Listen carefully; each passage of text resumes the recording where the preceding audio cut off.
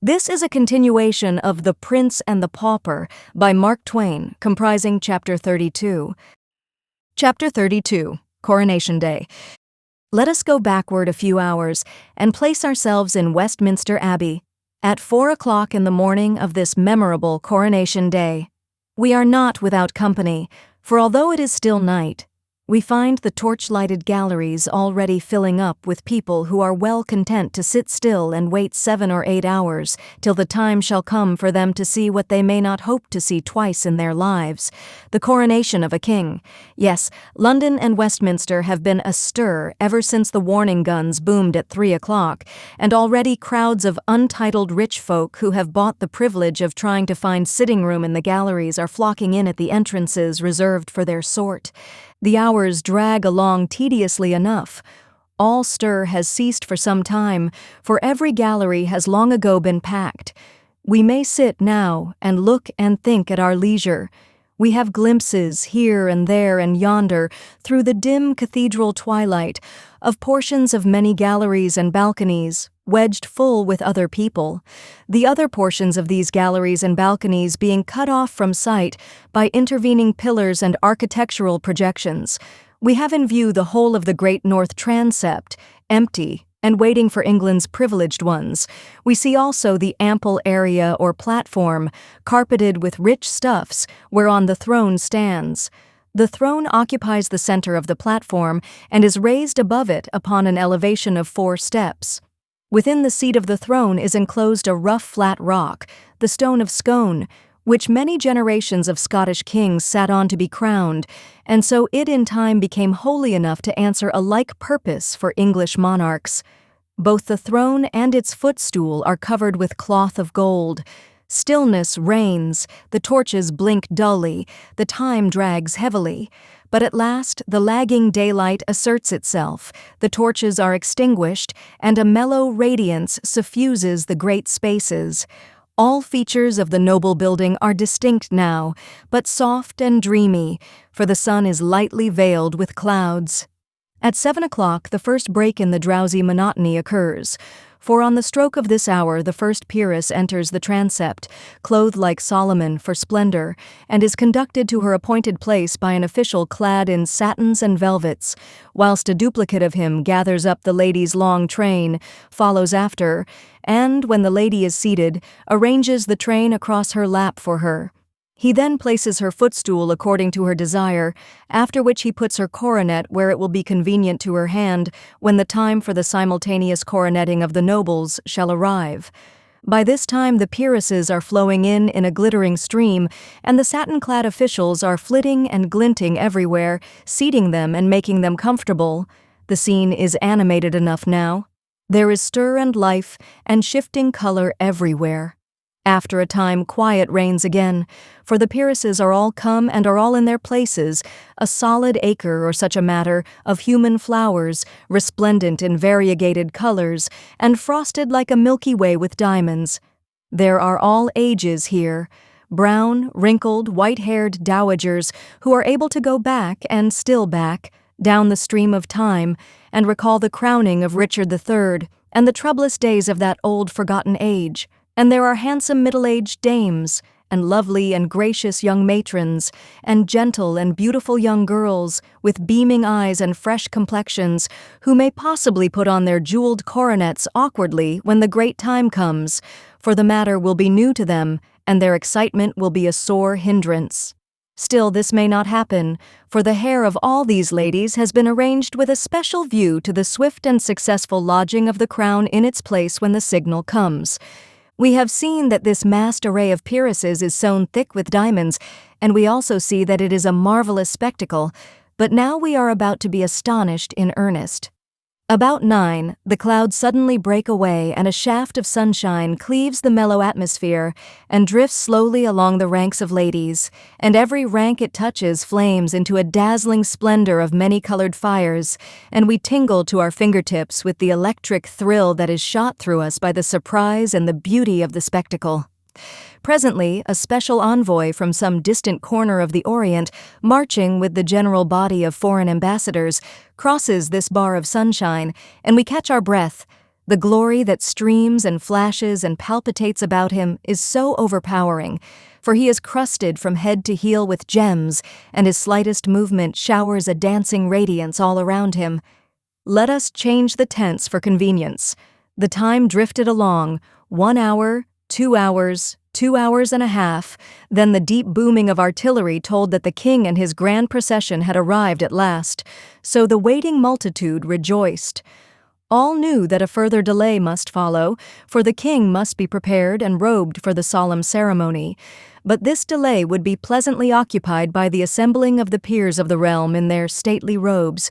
These were conducted ceremoniously to their seats, and their coronets placed conveniently at hand.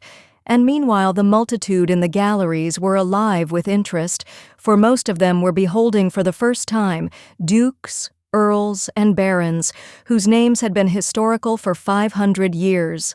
When all were finally seated, the spectacle from the galleries and all coigns of vantage was complete, a gorgeous one to look upon and to remember. Now the robed and mitred great heads of the church and their attendants filed in upon the platform and took their appointed places. These were followed by the Lord Protector and other great officials, and these again by a steel-clad detachment of the guard. There was a waiting pause. Then, at a signal, a triumphant peal of music burst forth, and Tom Canty, clothed in a long robe of cloth of gold, appeared at a door and stepped upon the platform. The entire multitude rose, and the ceremony of the recognition ensued. Then a noble anthem swept the abbey with its rich waves of sound, and thus heralded and welcomed, Tom Canty was conducted to the throne. The ancient ceremonies went on with impressive solemnity, whilst the audience gazed, and as they drew nearer and nearer to completion, Tom Canty grew pale, and still paler, and a deep and steadily deepening woe and despondency settled down upon his spirits and upon his remorseful heart. At last, the final act was at hand. The Archbishop of Canterbury lifted up the crown of England from its cushion and held it out over the trembling mock king's head. In the same instant, a rainbow radiance flashed along the spacious transept, for with one impulse every individual in the great concourse of nobles lifted a coronet and poised it over his or her head, and paused in that attitude. A deep hush pervaded the abbey. At this impressive moment, a startling apparition intruded upon the scene, an apparition observed by none in the absorbed multitude until it suddenly appeared, moving up the great central aisle. It was a boy, bareheaded, ill-shod, and clothed in coarse plebeian garments that were falling to rags. He raised his hand with a solemnity which ill comported with his soiled and sorry aspect, and delivered this note of warning. "I forbid you to set the crown of England upon that forfeited head. I am the king." In an instant, several indignant hands were laid upon the boy, but in the same instant, Tom Canty, in his regal vestments, made a swift step forward and cried out in a ringing voice, "Loose him and forbear. He is the king." A sort of panic of astonishment swept the assemblage, and they partly rose in their places and stared in a bewildered way at one another, and at the chief figures in this scene, like persons who wondered whether they were awake and in their senses, or asleep and dreaming. The Lord Protector was as amazed as the rest, but quickly recovered himself, and exclaimed in a voice of authority, "Mind not his majesty, his malady is upon him again. Seize the vagabond." He would have been obeyed, but the mock king stamped his foot and cried out, "On your peril! Touch him not! He is the king!" The hands were withheld. A paralysis fell upon the house. No one moved, no one spoke. Indeed, no one knew how to act or what to say in so strange and surprising an emergency. While all minds were struggling to right themselves, the boy still moved steadily forward, with high port and confident mien. He had never halted from the beginning, and while the tangled minds still floundered helplessly, he stepped upon the platform, and the mock king ran with a glad face to meet him, and fell on his knees before him and said, "O my lord the king, let poor Tom Canty be first to swear fealty to thee and say, 'Put on thy crown and enter into thine own again.'" The Lord Protector's eye fell sternly upon the newcomer's face. But straightway the sternness vanished away, and gave place to an expression of wondering surprise. This thing happened also to the other great officers. They glanced at each other, and retreated a step by a common and unconscious impulse. The thought in each mind was the same. What a strange resemblance! The Lord Protector reflected a moment or two in perplexity. Then he said with grave respectfulness, "By your favor, sir, I desire to ask certain questions which—" "I will answer them, my lord." The Duke asked him many questions about the court, the late king, the prince, the princesses. The boy answered them correctly and without hesitating. He described the rooms of state in the palace, the late king's apartments, and those of the Prince of Wales. It was strange. It was wonderful. Yes, it was unaccountable, so all said that heard it. The tide was beginning to turn, and Tom Canty's hopes to run high, when the Lord Protector shook his head and said, "It is true, it is most wonderful, but it is no more than our Lord the King likewise can do." This remark, and this reference to himself as still the king, saddened Tom Canty, and he felt his hopes crumbling from under him. "These are not proofs," added the Protector. The tide was turning very fast now, very fast indeed, but in the wrong direction. It was leaving poor Tom Canty stranded on the throne and sweeping the other out to sea. The Lord Protector communed with himself, shook his head. The thought forced itself upon him. It is perilous to the state and to us all to entertain so fateful a riddle as this. It could divide the nation and undermine the throne. He turned and said, "Sir Thomas, arrest this. No, hold." His face lighted, and he confronted the ragged candidate with this question: "Where lieth the Great Seal? Answer me this truly, and the riddle is unriddled, for only he that was Prince of Wales can so answer. On so trivial a thing hang a throne and a dynasty." It was a lucky thought, a happy thought.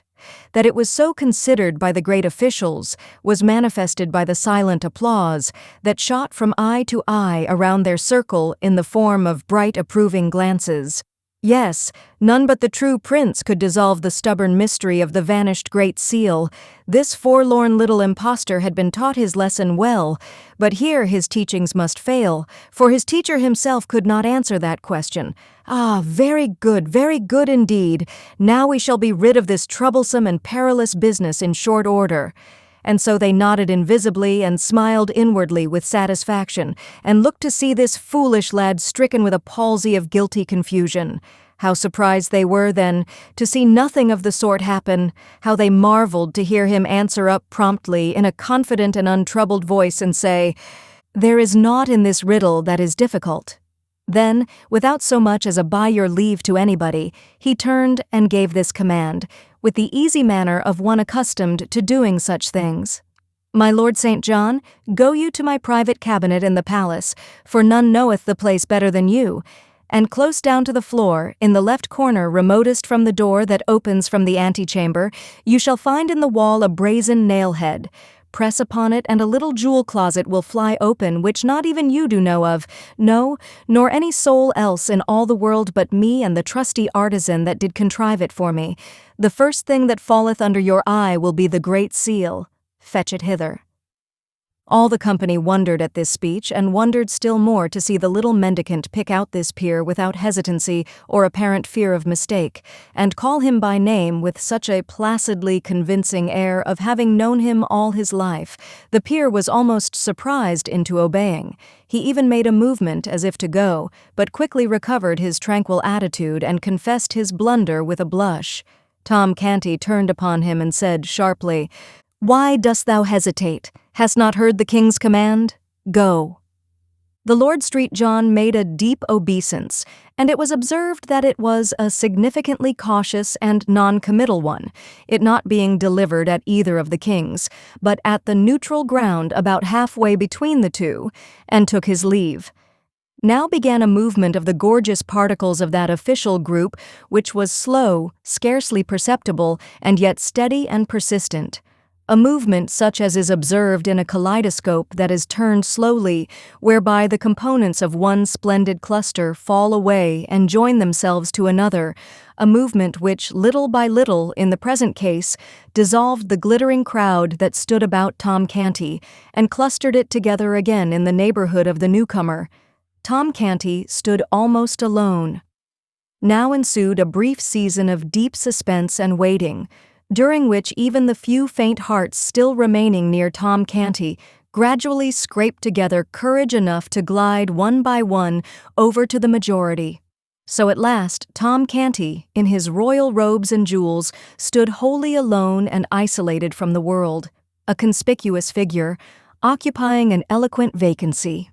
Now the Lord Street John was seen returning. As he advanced up the mid-aisle, the interest was so intense that the low murmur of conversation in the great assemblage died out and was succeeded by a profound hush, a breathless stillness through which his footfalls pulsed with a dull and distant sound. Every eye was fastened upon him as he moved along. He reached the platform, paused a moment, then moved toward Tom Canty with a deep obeisance and said, "Sire, the seal is not there." A mob does not melt away from the presence of a plague patient with more haste than the band of pallid and terrified courtiers melted away from the presence of the shabby little claimant of the crown. In a moment he stood all alone, without friend or supporter, a target upon which was concentrated a bitter fire of scornful and angry looks. The Lord Protector called out fiercely, "Cast the beggar into the street and scourge him through the town. The paltry knave is worth no more consideration." Officers of the guard sprang forward to obey, but Tom Canty waved them off and said, "Back! Whoso touches him perils his life." The Lord Protector was perplexed in the last degree. He said to the Lord Street John "Searched you well? But it boots not to ask that. It doth seem passing strange. Little things, trifles, slip out of one's ken, and one does not think it matter for surprise.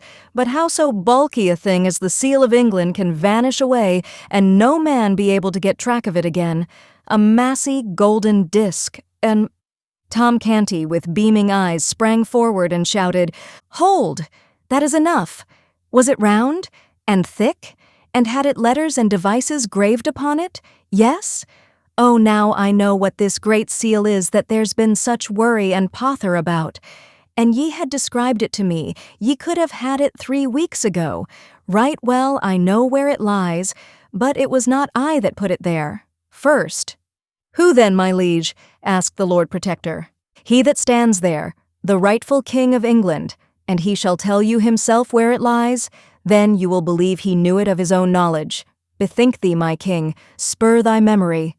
It was the very last thing thou didst that day, before thou didst rush forth from the palace, clothed in my rags, to punish the soldier that insulted me." A silence ensued, undisturbed by a movement or a whisper, and all eyes were fixed upon the newcomer, who stood, with bent head and corrugated brow, groping in his memory among a thronging multitude of valueless recollections for one single little elusive fact, which found would seat him upon a throne, unfound would leave him as he was for good and all, a pauper and an outcast. Moment after moment passed. The moments built themselves into minutes. Still the boy struggled silently on and gave no sign. But at last he heaved a sigh, shook his head slowly, and said with a trembling lip and in a despondent voice, "I call the scene back, all of it, but the seal hath no place in it." He paused, then looked up, and said with gentle dignity, "My lords and gentlemen, if ye will rob your rightful sovereign of his own, for lack of this evidence which he is not able to furnish, I may not stay ye, being powerless. But—" "Oh folly, oh madness, my king!" cried Tom Canty in a panic. "Wait, think! Do not give up. The cause is not lost, nor shall be neither. List to what I say. Follow every word. I am going to bring that morning back again, every hap just as it happened. We talked. I told you of my sisters, Nan and Bet. Ah, yes, you remember that. And about mine old grandam, and the rough games of the lads of Awful Court. Yes, you remember these things also.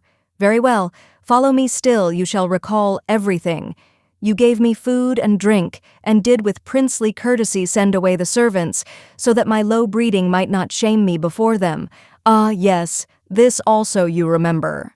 As Tom checked off his details, and the other boy nodded his head in recognition of them, the great audience and the officials stared in puzzled wonderment. The tale sounded like true history, yet how could this impossible conjunction between a prince and a beggar boy have come about? Never was a company of people so perplexed, so interested, and so stupefied before. "For a jest, my prince, we did exchange garments. Then we stood before a mirror, and so alike were we that both said it seemed as if there had been no change made. Yes, you remember that. Then you noticed that the soldier had hurt my hand. Look, here it is, I cannot yet even write with it, the fingers are so stiff." At this your highness sprang up, vowing vengeance upon that soldier, and ran towards the door. You passed a table. That thing you call the seal lay on that table. You snatched it up and looked eagerly about, as if for a place to hide it.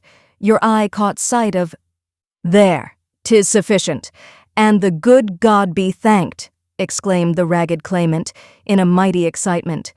"Go, my good St. John, in an arm-piece of the Milanese armor that hangs on the wall, thou'lt find the seal." "Right, my king, right," cried Tom Canty. "Now the sceptre of England is thine own, and it were better for him that would dispute it that he had been born dumb. Go, my Lord St. John, give thy feet wings." The whole assemblage was on its feet now, and well nigh out of its mind with uneasiness, apprehension, and consuming excitement. On the floor and on the platform, a deafening buzz of frantic conversation burst forth, and for some time nobody knew anything, or heard anything, or was interested in anything but what his neighbor was shouting into his ear, or he was shouting into his neighbor's ear. Time, nobody knew how much of it, swept by unheeded and unnoted. At last, a sudden hush fell upon the house, and in the same moment St. John appeared upon the platform and held the great seal aloft in his hand. Then such a shout went up, "Long live the true king!" For 5 minutes the air quaked with shouts and the crash of musical instruments, and was white with a storm of waving handkerchiefs, and through it all a ragged lad, the most conspicuous figure in England, stood, flushed and happy and proud, in the center of the spacious platform, with the great vassals of the kingdom kneeling around him. Then all rose, and Tom Canty cried out, "Now, O my king, take these regal garments back, and give poor Tom thy servant his shreds and remnants again." The Lord Protector spoke up. "Let the small varlet be stripped and flung into the tower." But the new king, the true king, said, "I will not have it so. But for him I had not got my crown again. None shall lay a hand upon him to harm him. And as for thee, my good uncle, my Lord Protector, this conduct of thine is not grateful toward this poor lad, for I hear he hath made thee a duke." The Protector blushed. "Yet he was not a king, wherefore what is thy fine title worth now? Tomorrow you shall sue to me through him for its confirmation, else no duke, but a simple earl shalt thou remain." Under this rebuke his grace, the Duke of Somerset, retired a little from the front for the moment. The king turned to Tom and said kindly, "My poor boy, how was it that you could remember where I hid the seal when I could not remember it myself?" "Ah, my king, that was easy, since I used it divers days." "Used it, yet could not explain where it was?" "I did not know it was that they wanted. They did not describe it, your majesty." "Then how used you it?" The red blood began to steal up into Tom's cheeks, and he dropped his eyes and was silent. "Speak up, good lad, and fear nothing," said the king. "How used you the great seal of England?" Tom stammered a moment in a pathetic confusion, then got it out. "To crack nuts with." Poor child! The avalanche of laughter that greeted this nearly swept him off his feet. But if a doubt remained in any mind that Tom Canty was not the King of England, and familiar with the august appurtenances of royalty, this reply disposed of it utterly. Meantime, the sumptuous robe of state had been removed from Tom's shoulders to the king's, whose rags were effectually hidden from sight under it. Then the coronation ceremonies were resumed. The true king was anointed and the crown set upon his head, whilst cannon thundered the news to the city, and all London seemed to rock with applause. This concludes the 12th part of 13 total of The Prince and the Pauper by Mark Twain, produced by Best Audiobooks for free.